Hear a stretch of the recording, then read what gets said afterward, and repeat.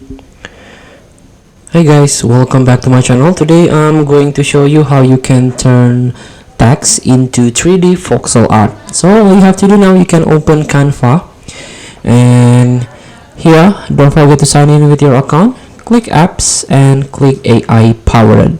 Now you can scroll down and try to find this Voxel Lab. Bring your imagination to life.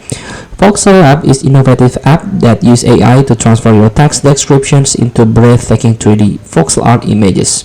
So you can try to use in new design. To start, click whiteboard or everything. And here we go. You can describe the image you want to generate. So for practice, maybe you can try this example: colorful hot air balloon flying over mountain range. Or you can try another example here, or you can write your image that you want. And let's generate the image. Please wait, this may take a few seconds. And here we go.